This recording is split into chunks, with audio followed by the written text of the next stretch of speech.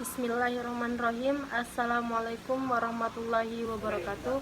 Alhamdulillahirabbil alamin wa bihi nasta'in wala umur dunya waddin. Wassalatu wassalamu ala asrofil anbiya'i wal mursalin wa ala alihi washabihi ajmain, amma ba'du. Baik, sebelumnya saya ucapkan banyak terima kasih yang sebesar-besarnya.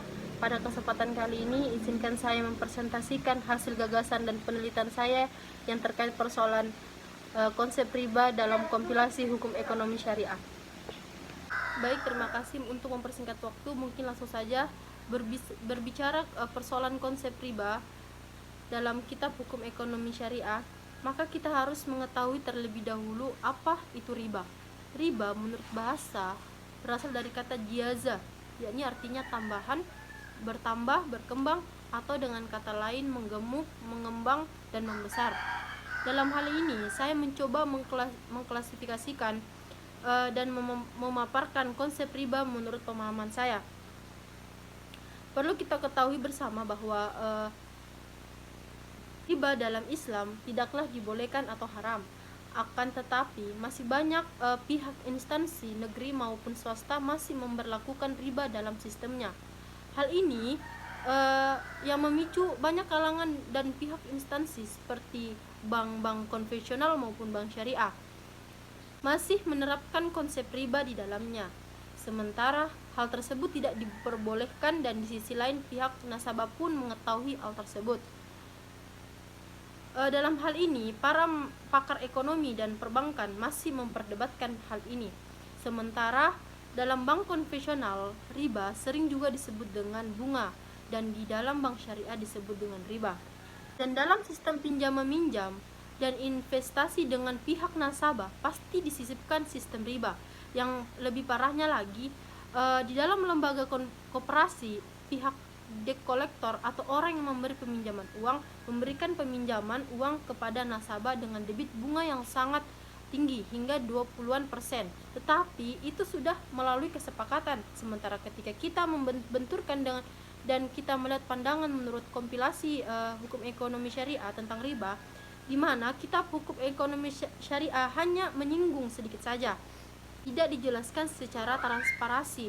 Bisa kita lihat dalam kitab hukum ekonomi syariah, yakni Reksadana Syariah pasal 585B menjelaskan bahwa usaha lembaga keuangan konvensional atau ribawi termasuk perbankan dan takmin konvensional. Di dalam pasal lain, yakni pasal 587 kitab hukum ekonomi syariah yang berbunyi, apabila struktur hutang terhadap modal sangat bergantung pada pembiayaan dari hutang yang pada intinya merupakan pembiayaan yang mengandung unsur riba.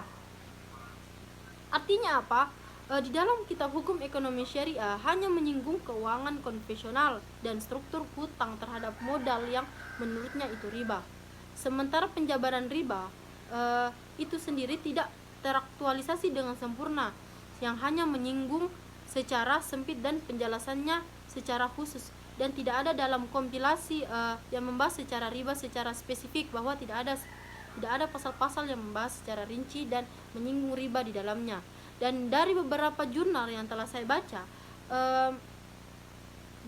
tidak ada pembahasan riba, yang ada hanyalah terkait pasal peminjaman, investasi, tukar menukar, terus hutang dan sebagainya. Sementara pemerintahan harus membuat aturan baru yang membahas masalah riba, sehingga setiap instansi bisa tertib dalam menerapkan sistem secara baik dan efisien, sehingga pelayanan bisa terorganisir dan mengacu pada syariat dan hukum ekonomi Islam dan yang sesungguhnya.